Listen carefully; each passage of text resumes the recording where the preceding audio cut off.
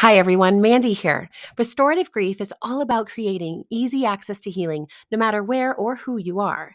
That's why I want you to remember that if you want grief support beyond a podcast, there's a whole community of restorative grievers just waiting to hold space for you. Join the Restorative Grief Project through the link in our show notes or connect with me on social media if you have any questions about it. No more pretending that you can handle grief alone, okay? Now let's get on to this week's episode. Welcome back to Restorative Grief with Mandy K. Part. You are listening to episode 118, titled Shifting Our Shoulding.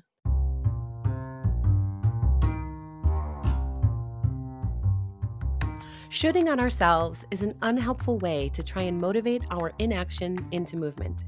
If it were effective, don't you think those of us navigating grief, shame, doubt, fear, and anxiety around our choices would be the most motivated and productive among us? This week's conversation is for the grievers who want to stop shoulding on themselves and start shifting into a more helpful, gentle, and supportive inner narrative. After all, the inner world that you inhabit directly impacts your exterior world for you and everyone you encounter. What does it mean to should on yourself? Aside from being a funny-sounding phrase, shoulding on ourselves is when we use shame-driven language to criticize the decisions we've made or the actions we've avoided, or even the people that we are. You're familiar with it. Your inner critic uses this language often to tell you that you should eat better, walk more, call home. I'm pretty sure plenty of instances are coming to mind, and when we repeat these statements all the time, usually without awareness, should can feel like a reasonable expectation, which is probably why we continue trying it as a strategy to improve ourselves and our circumstances. But is it reasonable? We have so much evidence that should language is not only unreasonable, but often unhelpful and even harmful. Should language leads us to attempt an action from a starting point of shame or guilt. Guilt, or the feeling that we've done something wrong, and shame, or feeling like we are inherently wrong as people, are not meaningful or kind motivators. So I'm going to encourage you to drop those, okay? I've encountered mental health professionals plenty of times who actually believe shame is a healthy motivator, and I completely disagree. So if you're of the mindset that shame can be useful, let's chat about why those changes aren't lasting. Think about the phrase, shame on you. You've used it, you've heard it, maybe it's been directed at you. How did the shame being placed on you make you feel? Notice what is happening in your body even now. There's a chance your embodied memories are activating your nervous system, preparing for the implications and accusation that come with shame. Shame is used to demotivate us from a certain behavior, action, or thought. We hit someone else and the parent says, shame on you, right? In that regard, you could justify it as a helpful tool. But if we continue trying to build a healthy paradigm for our life with a demotivating strategy, we will continue approaching all areas of our life with demotivation as the most powerful influencer over our lives. Demotivation doesn't leave you feeling inspired. It doesn't make you feel strong and 10 feet tall, accomplished and powerful, and ready to tackle your biggest challenges. Demotivation makes you smaller. As a parent, I am consistently banging the drum of positive reinforcement because brain science tells us how much more effective it is as a teaching strategy in the short and the long term. I can use redirection and reinforcement of the hopeful, positive attributes as a reminder of what we are working toward instead of shame and punishment to deter from negative behaviors. So, take the long view of this idea for a moment for yourself. Imagine yourself 10 years in the future, after 10 years of demotivational strategies for teaching and structure. How connected and attuned do you think you will be to the person teaching you? Are you able to sense a response of compassion and safety with them? Or do you have a sense of mistrust and fear? Maybe it's a little bit of both. What might you sense between you and the person teaching you if they'd spent that 10-year time period affirming you, even in mistakes, with positive language, redirecting those mistakes as an everyday occurrence, and helping you reframe the why behind your choices instead of using shame to force you to change and perform how they would like? This is why our grief work needs to eradicate all the should language as soon as possible. There are no timelines, boundaries, or expectations on our grief process unless we put them in place. And shoulding on our timeline, boundaries, and expectations of grief keeps us locked in that shame driven narrative that ultimately demotivates us from trying any new strategies for healing or integration, or even from believing that we can heal. So when the shoulds creep in, we can reframe them into a more productive idea about our process, who we are, and who we are becoming. When we set our own timelines, boundaries, and expectations on our grief work, we are putting an idealized experience on a pedestal, which is not a problem unless we fail to notice the gaps between who we are now and who we're trying to become. In those gaps, if we use shame, it's like building a bridge with really faulty materials, okay? We might get across once or twice, but ultimately it's going to crash and we're going to have to start from the beginning. In grief work, we are restructuring our sense of self in the world. Loss changes who we are, and that's okay. But that change requires our partnership so that we can steer the direction of growth instead of stumbling along and shoulding the whole way. So take a moment and picture the grief in your life right now. If you could put a sentence to describe your experience or your sense of self, what would you write? And if you're able, it would be helpful to write this down. Once you have an idea of your present day self and experience and your assessment, picture the future self and experience of grief that you want. What does the ideal version of your grief work look like? What does a more structured, idealized self look like within reason in the next 4 months? Now, you can visualize self a little further out than 4 months if you would like, but a shorter time frame can make this shoulding work more accessible to begin. Now take a moment to look back at those two sentences that you've either written out or considered in your mind and just observe them. Where is the gap between these two states of being? How far from today is your idealized grief experience? How wide is the gap between your sense of self today and the sense of self you'd like to embody? Now this, if you're not careful, is typically where the shoulds creep in. So if you notice those thoughts popping up right now with shoulding language, that is okay. These are automatic negative thoughts and they can be conquered with awareness. That's exactly what we're doing. So what should are you telling yourself right now? Take a moment and notice any shoulding language that has come up. And if you can, notice how it makes you feel as well, maybe in your emotions, in your body, if it makes you feel disconnected from yourself or your purpose, the things you care about, or even just from your thoughts. I know a lot of people in this place would start to disconnect from themselves generally and really even go so far as disassociating because should language is violent communication. And it's not an encouraging or invitational way to embrace ourselves. Remember, should language is demotivating.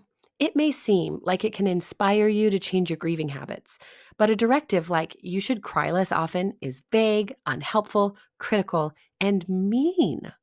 You can cry as often as you like, but if the idealized version of yourself and your grief experience includes less crying as your own personal intention, then we can strategize for that intention with positive reinforcement and meaningful language instead of shame for your very reasonable, expected, and welcome tears.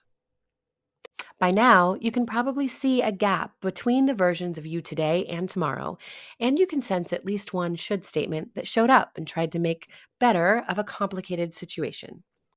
Instead of leaning into the should, and we'll stick with crying right now for an example, how could we invite ourselves into a positive response around this gap we want to cross? If the idealized self cries less often, what tools do we know are meaningful support for our tears? Do we know what our tears are trying to tell us? My friend Benjamin Perry wrote an entire book on the values of tears and crying. So if you'd like to learn more about it, you can listen to our conversation from the show in episode 99 or go get his book, Crybaby, anywhere. It's fantastic. But one thing I loved about our chat was how we discussed the purpose of tears. They're not just a leak in our hardware or a glitch in our programming. I love tears, and I've talked about them a ton on the show, so I'll try not to go too far down the rabbit trail. My point is this. Our tears have a reason. We're not crying just to cry most of the time. Maybe we're in pain and our brains release tears to send endorphins for survival. This isn't just a physical pain, although you could argue as much since the mind and brain is part of the physical body. And this is true for emotional pain too. Our tears are a waving flag that we need support and compassion, but we're so used to shutting down our needs and emotions that crying has been treated like a weakness or a lack of maturity.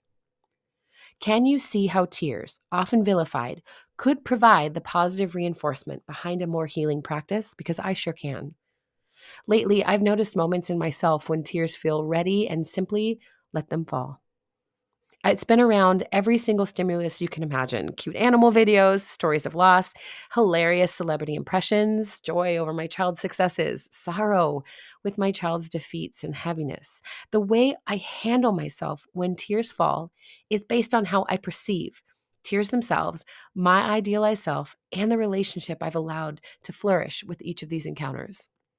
It is our choice to cry when we want to feel deeply when we want to numb when we want to. When someone else applies shame and shoulds to our experience, they are denying our choice to exist how we want. In so few words, they've centered their discomfort for the sake of protecting themselves. Recently, my child encountered an adult consistently telling them they had, quote, no reason to cry. And my brave kiddo endured and cried anyway, allowing herself to feel what needed to be felt. When we talked through the encounter, I learned that this was only the most recent in many conversations with this adult where she had felt shamed for expressing what felt like pain in her life. When others around us lack emotional intelligence, it can be challenging to even push back. And I helped my daughter find her own language for this person, allowing her to have a reply at the ready so she felt more self-assured and confident. But when it came to the moment itself, she didn't feel comfortable saying, my reason to cry is mine, not yours. How would you respond if someone said you had no reason to cry? Or let's imagine you've told another person, hey, buck up, that's nothing to cry about. Can you hear how that phrase invalidates the pain? Imagine the platitudes you've received, especially that one where another person insists, hey, the person you are crying about wouldn't want you to feel sad.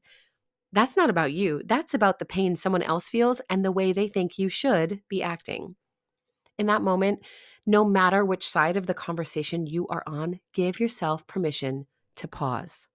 Your inner critic might be really noisy right now, condemning you for shoulding on yourself or others. But instead of telling them to take a hike, let your inner critic speak. And notice as it does that it is also working to protect your right to feel how you feel. If you're the one feeling shamed, remember, you have every right to grieve, cry, feel, and express, especially when your situation is complicated, and you don't owe explaining that to anyone. I know people who've caused pain and then grieve the pain they've caused, and so do you. That doesn't mean you have no right to cry over what has happened. Maybe you realize you're the one that's done the shaming. That is difficult to navigate, and it can be really hard to recognize whether you're shaming yourself or others. And again, let that inner critic speak only insofar as you validate that the shoulding language you offer someone else to keep yourself safe from experiencing the intensity of their emotions makes perfect sense. Maybe what they're going through hits on something that you've gone through but haven't yet processed. Sometimes when someone else is further along in their grief work, it can be really activating in ours. In all of this, what we're looking for is not justification for how we're acting or excuses to continue in the same harmful behavior patterns. What we're looking for is greater self-compassion so that we can become curious about why we're shoulding and shaming and about what might be more helpful. If you're the one shaming another's tears, your inner critic might feel embarrassed at the lack of emotional intelligence, and that's okay. It's super helpful because now that we're aware of it, we can identify what happened and shift our behavior for next time. We can apologize for shoulding on our friend or our loved one, and we can learn by asking what might have been a more helpful response for them. When we shift these shoulds into a moment of reflection, we catalyze the energy of the moment into a healing opportunity instead of allowing the energy to spike and drop us into disconnection from others and ourselves. Your noisy inner critic will be so grateful you've listened, and probably grateful to be left off the protection hook too. We've allowed them to demotivate us from certain behaviors or thoughts out of fear for far too long. Now we will let them rest and instead inspire us to action and great acts of self-compassion out of love.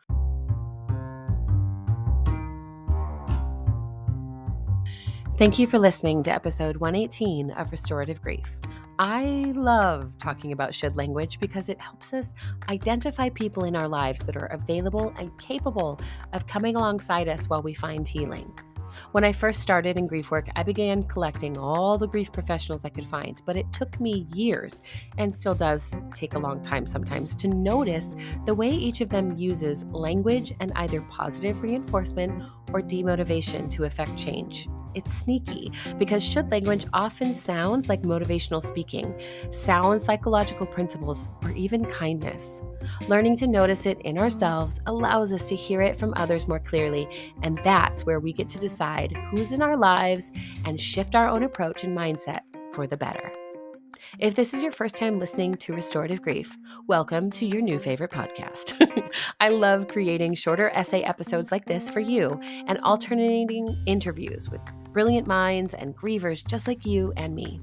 There is no one on earth immune to grief, although it will always look and feel differently for every one of us. Learning to see our grief in a new light is crucial to our wholeness and healing. So if you appreciated this episode, please consider subscribing to the show and leaving a 5-star review. I love them, and I do a little happy dance every time. I would also love if you could share this episode with a friend or even on your social media. Check out the show notes for more resources from Restorative Grief and the Patreon and all the things if you're interested in joining our Discord channel or gaining bonus episodes. And as always, one last thing. Please remember, the only solution for grief is to do the work of grieving. Thank you for listening. I'll see you next week.